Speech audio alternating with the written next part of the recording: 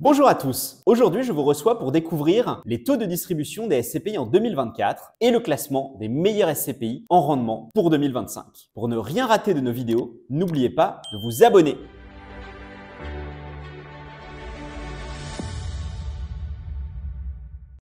C'est parti pour ce webinaire dédié au classement des SCPI 2025 et qui est donc basé sur le taux de distribution 2024. Donc, nous allons traiter aujourd'hui du classement.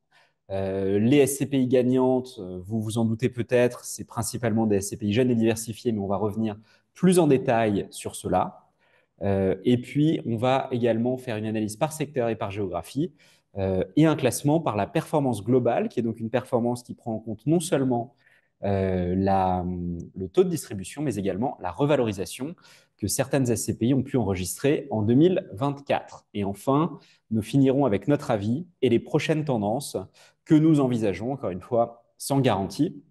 Mais restez bien jusqu'à la fin, puisqu'on vous livrera notre analyse pour l'année qui vient. J'en profite pour, donc de toute façon, si vous êtes en live aujourd'hui, vous le savez, vous allez voir le contenu. Si vous souhaitez le revoir, il sera en replay sur la chaîne YouTube dès demain.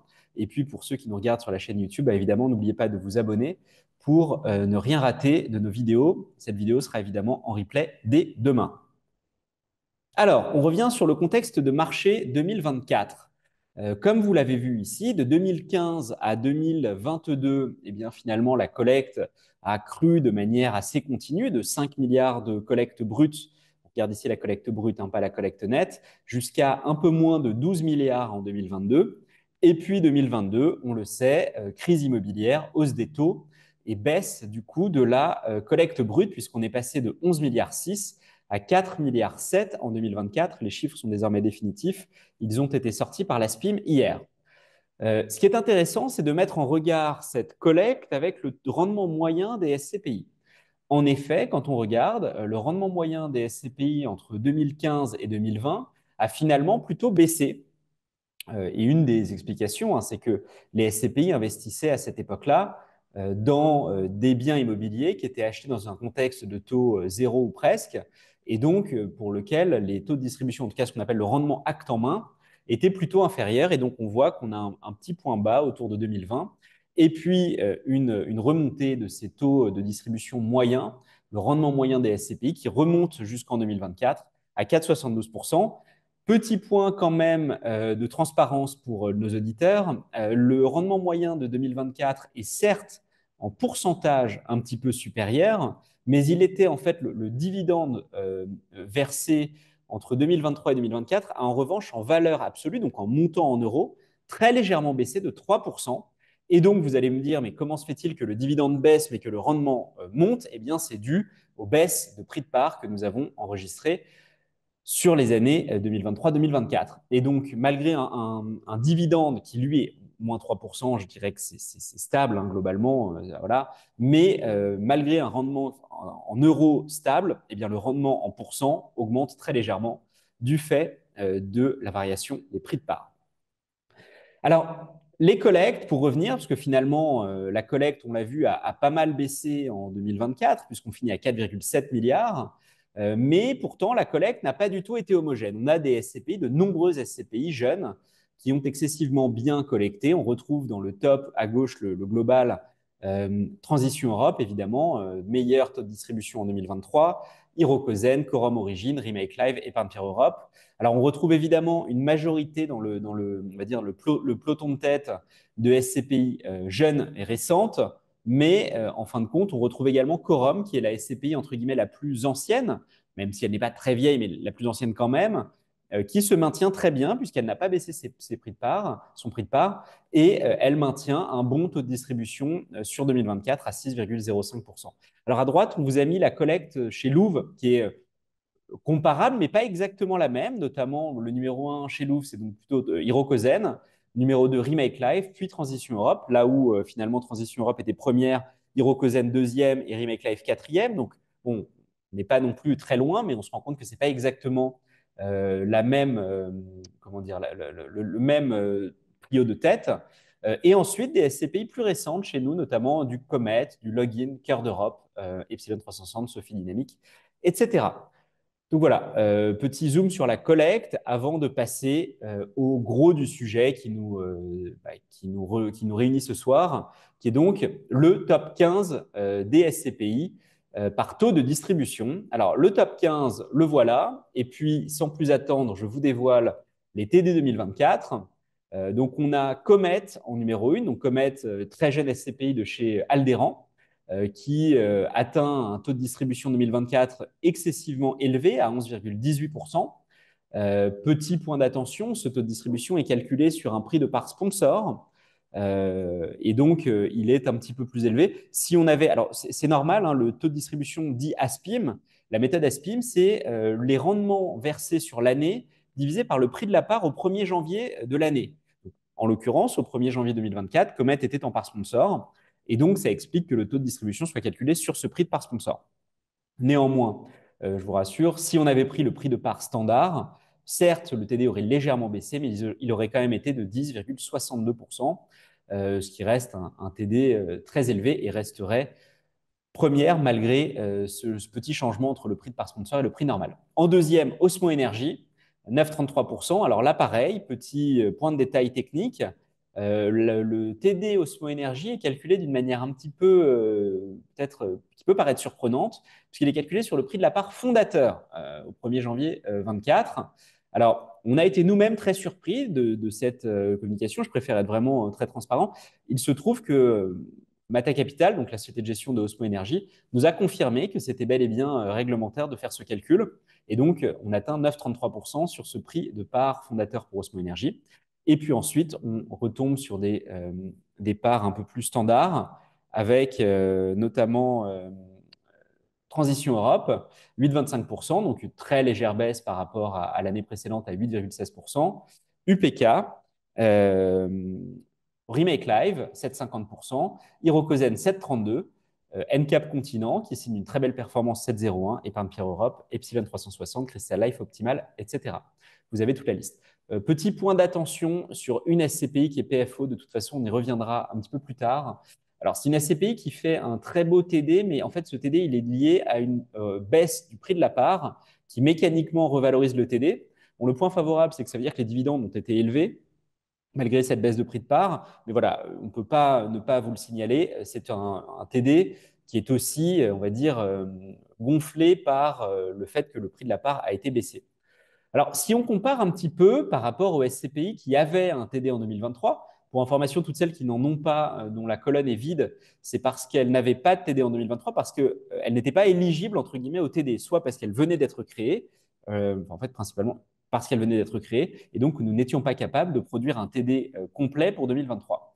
En revanche, ce qui est intéressant, c'est que pour celles qui avaient un TD en 2023, eh bien, en fait, la plupart d'entre elles voient leur TD augmenter entre 23 et 24. C'est la fameuse colonne delta que vous avez sur la droite qui vous indique, alors modulo Remake Live qui a une baisse de 3,7% qui est quand même très marginale, d'autant plus qu'elle signait une performance assez exceptionnelle à 7,79 en 2023. Mais toutes les autres, toutes les SCPI qui avaient un TD en 2023 et qui ont un TD en 2024, eh bien, signent une augmentation de leur TD. Et donc, on retrouve quand même de très, très belles performances. Hein, Transition Europe qui passe de 8,16 à 8,25, sachant que le 8,16 en 2023 était calculé un peu comme Comet cette année sur un prix de part sponsor l'année dernière. Nous avons Hirokozen qui signe sa 4e année consécutive au-dessus de 7%, qui passe de 7,12 à 7,32.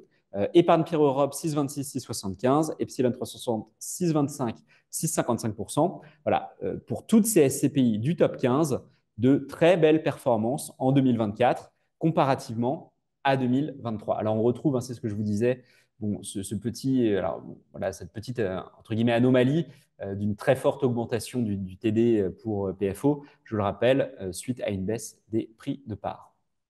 Et un élément qu'on voulait vous souligner, eh bien finalement, c'est que quand on regarde ce top 15, qu'est-ce qu'on observe? Deux éléments de mon point de vue. Le premier, une très très forte représentation des SCPI diversifiées, ces SCPI qui ne choisissent pas une classe d'actifs, mais qui se donnent l'opportunité d'investir dans les meilleures classes d'actifs, dans les meilleures opportunités qu'elles trouvent, ainsi qu'une surreprésentation des SCPI qui sont investis en Europe, alors soit uniquement en Europe pour certaines, soit principalement en Europe. Donc c'est pour ça que vous avez un peu les deux typologies. Mais en fait, la première SCPI française arrive en 9e position avec Epsilon 360. Mais attention, nous y reviendrons, il y a une petite nuance sur les SCPI européennes par rapport aux SCPI françaises, puisque les SCPI européennes affichent un TD brut de fiscalité étrangère. Mais nous y reviendrons dans quelques slides. Donc voilà. Qu'est-ce qu'on retient? Des TD exceptionnels, on ne va pas se cacher, des TD non seulement exceptionnels, mais en plus en hausse par rapport à 2023, et avec une très forte surreprésentation des SCPI diversifiés qui investissent hors de France. Si cette vidéo vous plaît et vous donne envie d'investir en SCPI, n'oubliez pas que nous vous proposons un simulateur totalement gratuit qui est disponible dans la description, et vous pouvez également prendre un rendez-vous avec nos conseillers. C'est totalement gratuit. Alors, on a voulu vous faire un petit zoom sur le top 3 du classement. Donc, le top 3 cette année, Comet, Osmo Energy, Transition Europe, par rapport à l'année dernière, Transition Europe, Remake Live, Hirokozen. Et le point important, eh bien, c'est qu'en fait, le TD moyen des 3 meilleurs SCPI s'établit en 2024 à 9,59%, là où en 2023, le TD moyen des 3 meilleurs SCPI s'établissait à 7,69%. Et ça va parfaitement dans ce que je vous expliquais, donc c'est quasiment 2% d'écart, hein, c'est énorme. Et ça va dans cette dichotomie qu'on répète souvent sur la chaîne YouTube, de cette dissociation en fait, entre les meilleurs SCPI et les SCPI qui souffrent un petit peu plus. Et ce qu'on voit, c'est qu'en fait, les meilleurs SCPI ont des TD qui continuent d'augmenter, qui continuent grâce à leur collecte très forte. C'est ce que nous avons vu dans le deuxième slide de cette présentation, à collecter très fortement. Eh bien, cette collecte est investie dans des actifs de bonne qualité, achetés avec une bonne négociation. Et donc, les TD sont ce qu'on appelle relués, les TD augmentent. Alors, on voulait faire un petit zoom sur les SCPI sans frais d'entrée qui, une fois de plus, tirent très bien leur épingle du jeu. Alors, l'année dernière, 2 d'entre elles étaient dans le podium. Cette année, aucune, puisqu'en fait, elles se sont faites un petit peu éjectées par des SCPI plus récentes, puisque les 3 SCPI du podium aujourd'hui sont plus récentes que les SCPI sans frais à part UPK. Mais on observe quand même que les positions 4, 5 et 6 de ce top 15 sont trustées par des SCPI sans frais qui ont donc des TD respectivement de 7,96% pour UPK, 7,50 chez Remake, 7,32 chez Hiroko. Très belle performance des SCPI sans frais. Il y en a peut-être une qui manque et qui peut vous attirer l'attention, Novaxia-Neo, qui finit à 6,01%, qui est quand même un TD qu'on aurait qualifié d'excellent, qu'on peut toujours qualifier d'excellent d'ailleurs. Alors, petite baisse, puisqu'on passe de 6,51 à 6,01 chez Novaxia-Neo.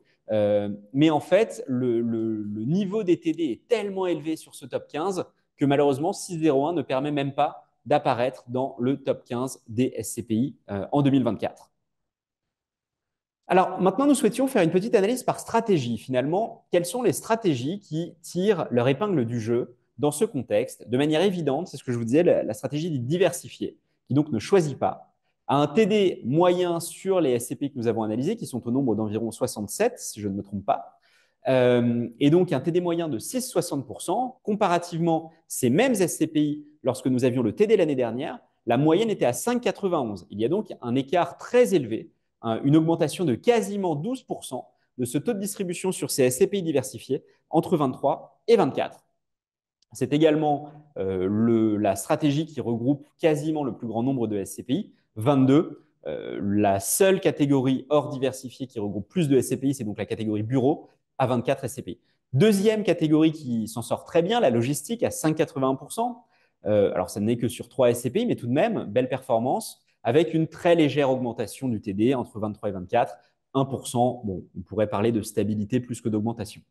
Nous avons ensuite le commerce qui s'établit à 5,03 versus 4,79 en 2023 pour 8 SCPI, une petite augmentation de 5%.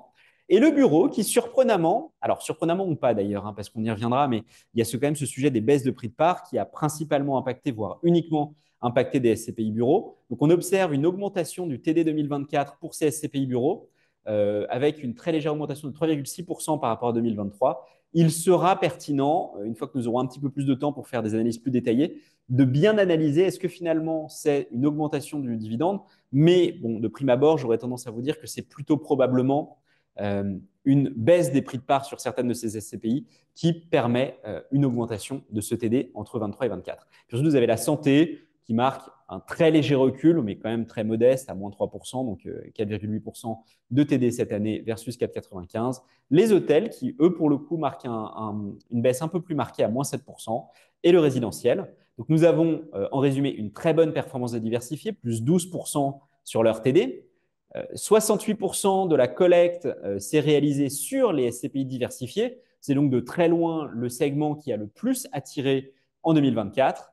Et petit retour sur la partie hôtellerie, puisque c'est Cap Hébergimo qui malheureusement représente la plus grande portion de la baisse du taux de distribution entre 2023 et 2024. Alors, on en a parlé quand même à plusieurs reprises, c'est un peu un fil rouge. On a vu les SCPI jeunes, on va revenir sur les SCPI européennes. Bien, ce que l'on observe, c'est que non seulement les SCPI européennes ont des TD qui sont supérieurs aux TD des SCPI françaises, mais en plus d'avoir un taux de distribution supérieur, eh bien, elles creusent l'écart. Lorsqu'en 2023, les SCPI françaises de notre étude, hein, ce n'est pas une étude globale, je vous rappelle, au global, les SCPI avaient un TD en 2024 de 4,72%. Donc, chez nous, vous le voyez, c'est un peu plus élevé. Ce sont les 67 SCPI que nous avons analysés. Ce n'est donc pas tout le marché. Mais sur les SCPI que nous avions analysés, en 2023, les SCPI françaises avaient une moyenne de TD à 4,83%. Cette moyenne s'établit désormais à 5,16%, donc une petite augmentation de 0,33% entre les 2 années. Mais en revanche, les SCPI européennes, elles, ont une augmentation bien plus significative, puisqu'elles passent encore une fois sur notre panel de 5,62% en 23 à 6,25% en 24. Et elles ont donc un taux de distribution qui est en moyenne 1,1% plus élevé que les SCPI françaises de manière générale. Alors, ce qui est assez intéressant, c'est que quand on regarde donc, sur le tableau de droite, hein, ici, quand on regarde les SCPI européennes dans le top 5, eh bien, on en a 4. 80% du top 5 est constitué de SCPI européennes. Dans le top 10, on en a 9. Dans le top 15, on en a 12. Aucun débat, les SCPI européennes trustent les meilleures places de ce classement.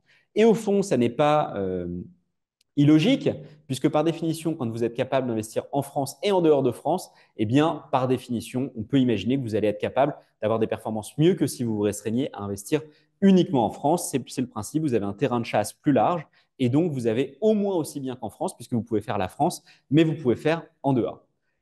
Alors, un point quand même qui est important, c'est que même si le taux de distribution tel qu'il est défini par l'ASPIM, qui est donc le taux de distribution brut de fiscalité étrangère, est un très bon indicateur de la performance sous-jacente des biens acquis, puisque en étant brut de fiscalité étrangère, finalement, c'est le TD réel, enfin, c'est vraiment la performance de l'immobilier. Mais on le rappelle, pour un investisseur particulier, lorsqu'on investit en SCPI européenne, il y a un prélèvement dans le pays d'origine. Et donc, en fait, quand une SCPI vous affiche, par exemple, 8% de taux de distribution brut, ça ne sera pas ce que vous allez percevoir, puisqu'il y aura eu dans le pays des différents immeubles un prélèvement qui peut s'étaler entre, par exemple, 15,8% en Allemagne, mais ça peut monter jusqu'à 20, 25 ou 30% dans certains pays. Et donc, ce que vous percevez, c'est donc le TD brut moins la fiscalité dans le pays d'origine. Donc, c'est un très bon indicateur pour évaluer la performance du portefeuille sous-jacent, mais ça n'est pas ce que vous allez percevoir sur votre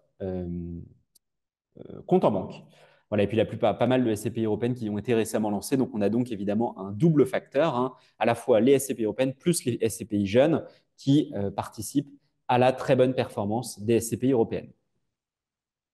Alors, on voulait vous introduire également un élément qu'on voit peut-être un peu moins souvent, donc la performance globale, à ne pas confondre avec un autre indicateur un peu plus niche malgré tout aujourd'hui, qui s'appelle le rendement global immobilier, qui a été introduit par l'ASPIM, qui est beaucoup plus compliqué, qui est basé sur la valeur de réalisation, que nous n'avons pas voulu utiliser aujourd'hui, parce que c'est plus compliqué, on n'a pas nécessairement les valeurs de réalisation.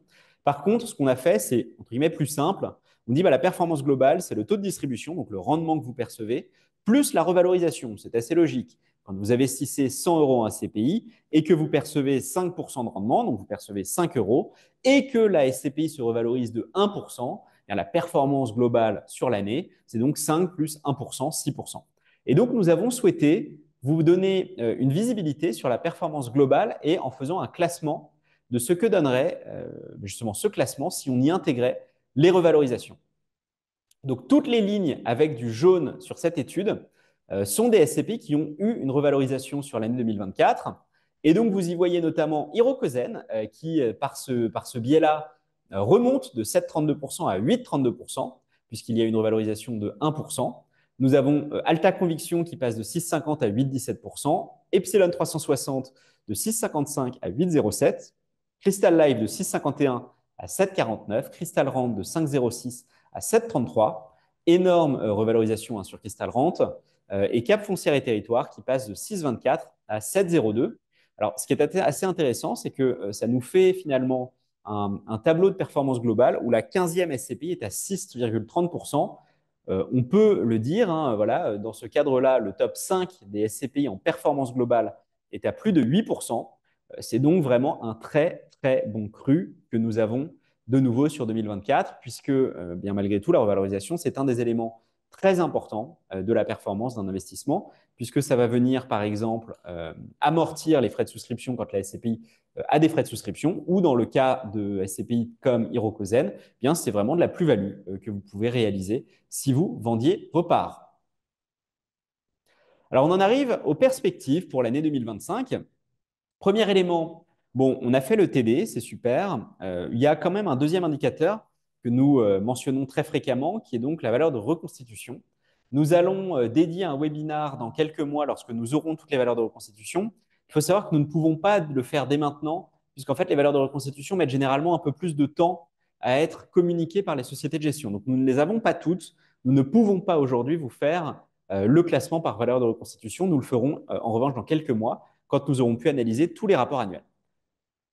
Deuxième élément, un nouveau cycle immobilier reprend. On voit que la Banque centrale européenne a amorcé une baisse des taux qui continue et donc on s'attend globalement à une embellie sur le marché immobilier. Pour vous donner un ordre de grandeur, même si la collecte en 2024 sur les SCPI n'a pas été très bonne puisqu'elle marque un recul en collecte brute de 38% par rapport à l'année 2023, elle devrait s'accélérer en 2025 et notamment, nous avons vu, et l'ASPIM le note dans son rapport d'hier, une reprise de la collecte brute depuis le T4 2024, qui est passé à 1,3 milliard de collecte brute sur le T4, là où nous étions, si mes souvenirs sont bons, à 1,1 milliard au T3. Donc, voilà, une petite reprise qui laisse présager, en plus, quand on voit les TD exceptionnels affichés, d'une très bonne année 2025. Donc, l'année 2024 a été exceptionnelle, on l'a déjà dit à plusieurs reprises, et la polarisation continue entre ces SCPI jeunes, diversifiées, plutôt européennes, et ces SCPI malheureusement plutôt anciennes, bancaires, bureaux en France. Voilà, c'est un peu comme ça qu'on peut faire le portrait robot de ces deux catégories de SCPI. Mais on s'attend, notamment vu la collecte très importante d'un certain nombre de ces SCPI, à ce qu'elles soient capables de continuer à relever la performance encore un petit peu. Alors, probablement qu'il ne faut pas tabler sur un 10,6% de nouveau pour commettre l'année prochaine, quoique j'en sais rien, mais en tout cas, voilà, de prime abord, les performances passées ne préjugent pas du futur, et cette performance est tellement élevée qu'il faut plutôt probablement s'attendre à une forme de normalisation. Néanmoins, on pensait un petit peu et on disait un petit peu ça déjà l'année dernière. On voit que Transition Europe passe de 8,16 à 8,25%, malgré le fait que le TD 2023 était calculé sur le prix des parts sponsors, que Hirokozen passe de 7,12 à 7,32%. Voilà, donc finalement, ces jeunes SCPI qui collectent beaucoup sont parfois capables de très très belles surprises, notamment via l'effet relutif du délai de jouissance et la relution via les acquisitions. Et donc l'année 2025 devrait de nouveau être bonne.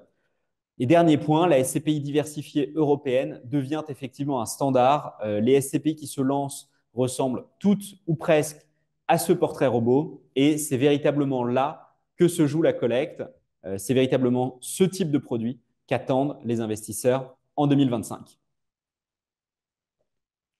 Alors, n'oubliez pas de nous poser toutes les questions. Là, l'objectif, c'est de vous répondre en live. J'ai vu qu'il y a déjà quelques questions qui ont reçu des réponses. Je le rappelle, hein, si vous ne trouvez pas, vous pouvez poser les questions sur la petite barre Zoom. Vous avez une icône questions-réponses, QR, et donc vous pouvez poser vos questions directement sur cette barre-là, de sorte à ce que je vous réponde en live. J'ai vu qu'il y avait au tout début une question sur ce qu'on pourrait appeler un petit peu les artifices de la performance. Et donc, on pense par exemple au fait des parts sponsors, des parts fondateurs. Bon, je pense avoir pas mal insisté sur ce sujet au cours de la présentation. Mais effectivement, le TD Aspim permet d'avoir des systèmes comme ça sur les parts sponsors et les parts fondateurs qui peuvent parfois être un petit peu surprenants. Bon, bah, ça, on n'y peut rien, c'est la méthodologie de calcul, mais on essaye d'être le plus transparent possible. Les TD annualisés, j'en ai parlé également. Pour le coup, voilà, c'est quelque chose que nous, on ne prend pas en compte dans le classement officiel, même si on vous en a parlé. Et dernier élément, le fameux effet évolutif du délai de jouissance. Alors là, pour le coup, je vous invite à aller voir, on a fait une vidéo complète avec Pierre-Antoine Burgala, directeur général d'Hirokozen, qui parle de la performance des SCPI récentes, dans lequel notamment nous discutons de cet effet évolutif avec des graphes et des calculs pour vous indiquer comment ça fonctionne. Donc, je vous invite tous à aller voir cette vidéo également pour bien comprendre comment des SCPI jeunes qui collectent beaucoup, et notamment le ratio très important, c'est la collecte par rapport à la capitalisation, comment eh bien, ces SCPI qui ont une forte collecte par rapport à leur capitalisation sont capables d'avoir un effet évolutif. Alors, les SCPI peuvent désormais se diversifier avec du solaire ou de l'éolien. Y aura-t-il des SCPI dans cette optique chez Louvainvest? Alors, effectivement, nous sommes au courant que certains gérants souhaitent se lancer sur cette stratégie.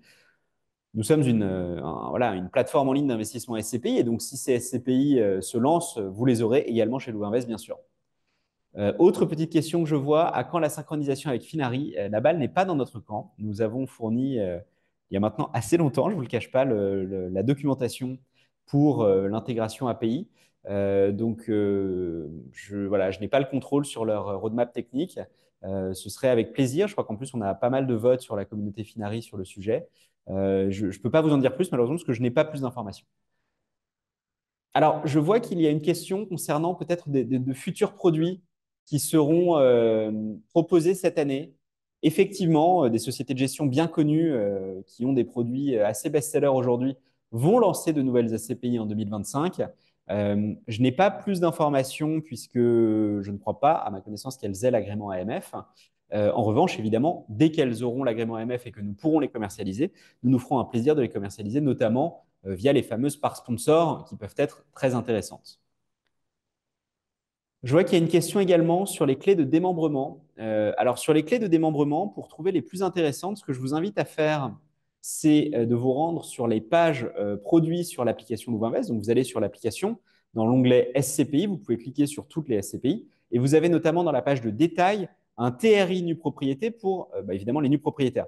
Et donc, bon, évidemment, vous pouvez faire le petit calcul. Vous avez également l'open data. Cet open data est disponible depuis notre site. Donc, vous pouvez y accéder via l'académie sur le site ou demander sur la boîte contact, contact@louvainvest.com pour y avoir accès. Vous avez notamment un fichier complet qui affiche la performance, le TRI de la nue propriété pour toutes les SCPI. Donc, c'est une vue assez facile. De manière générale, sur la nue propriété, les SCPI sans frais sont très favorisés pour une raison très simple, c'est que la nue propriété va généralement être sur des durées relativement courtes. En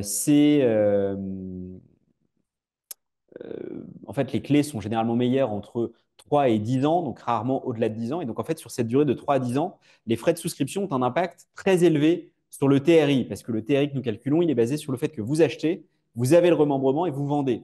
Et sauf que quand vous vendez avec des frais de souscription de 10%, donc vous vendez 10% moins cher à la sortie, l'impact est très fort sur des durées de 3, 5, 7, 10 ans.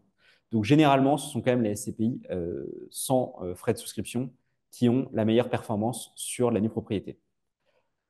Alors, je vois qu'il y a une question également sur les SCPI à crédit. Oui, des nouveautés évidemment, puisque nous avons sorti un simulateur d'éligibilité au crédit pour les SCPI. Donc, vous pouvez vous rendre sur l'application et vous aurez la possibilité de tester en live si vous êtes éligible à un crédit. Et nous allons avoir également un funnel, ce qu'on appelle un funnel, donc en fait un parcours en ligne de souscription crédit qui sera du coup disponible après un rendez-vous avec un conseiller. Donc, si vous avez fait votre rendez-vous avec le conseiller et que vous êtes intéressé par le crédit, vous pouvez remplir toutes vos informations sur le funnel en ligne. Et donc, ce sera une simplification assez énorme par rapport au parcours actuel qui est plutôt un parcours email, on ne se cache pas. En revanche, au niveau des taux, pas de nouvelles encore. On espère quand même que la baisse des taux de la BCE finira par impacter les taux de crédit SCPI. Mais c'est vrai qu'aujourd'hui, cela se fait encore attendre. Et nous sommes comme vous voilà, dans l'expectative par rapport à cela. Alors, une petite question. Je vois deux questions sur les SCPI européennes. Donc, notamment une question concernant une SCPI qui avait indiqué vouloir être une SCPI européenne à la base et qui, pour l'instant, investit principalement en France. Donc, vous avez tout à fait raison de le souligner et c'est vrai que peut-être que ça méritera un petit coup de nettoyage de notre côté pour bien reclassifier, notamment via le système de tag. En revanche, sur la page de détail, hein, quand vous voyez bien la répartition géographique, elle est normalement mise à jour tous les trimestres avec les bulletins trimestriels et elle est donc normalement toujours correcte. Quelqu'un qui pose une question sur les SCPI européennes qui ont de fortes disparités entre les revenus donc nets de fiscalité étrangère, ceux qui sont perçus sur le compte bancaire, versus les revenus dits bruts. Alors, oui, on le sait. On a vu également qu'il y avait pas mal de conversations sur le forum à ce sujet. On se pose en fait la question de comment le faire bien. Je vous explique. On a déjà eu dans le passé des cas où quand on affichait des TD nets, des clients ne comprenaient pas pourquoi une SCPI était affichée, par exemple, à un TD de 7 sur un site tiers et un TD de 6 chez Louvainvest. Et j'ai même eu des retours de clients qui préféraient ne pas investir chez Louvainvest de peur qu'en fait, ils achètent chez nous des SCPI moins performantes, enfin la même SCPI mais avec moins de rendement. Donc oui, on essaye de regarder comment être le plus transparent possible. On a notamment une initiative autour du suivi de performance qui permettrait en fait d'afficher un historique des rendements réellement versés par les différentes SCPI sur l'application. Donc c'est un élément sur lequel nous souhaitons travailler, mais qui n'est pas totalement simple pour ne pas nous tirer de balle dans le pied. C'est-à-dire que je suis pour la transparence, mais je n'ai pas non plus envie que des clients soient surpris ou déçus, ne comprenant pas pourquoi ils ont lu un classement, par exemple, sur un média et qu'ils ne retrouvent pas la même performance chez nous. Et peut-être encore une question. Donc là, historiquement, les nouvelles SCPI ne siphonnent-elles pas systématiquement les collectes des anciennes? Les anciennes sont-elles toujours vouées à se faire battre par les nouvelles, toujours plus agiles et qui arrivent dans les bons moments? Bon, alors arriver dans les bons moments, ça dépend, hein. Là, c'est sûr que les SCPI qui viennent de se lancer ont une chance particulière en termes de timing. En revanche, sur les SCPI anciennes, ce que je peux dire, c'est qu'il y a quand même des SCPI anciennes qui tiennent vraiment leur place et leur rang. Je pense notamment à, par exemple, Quorum Origin, qui depuis des années maintient une performance au-dessus de 6%.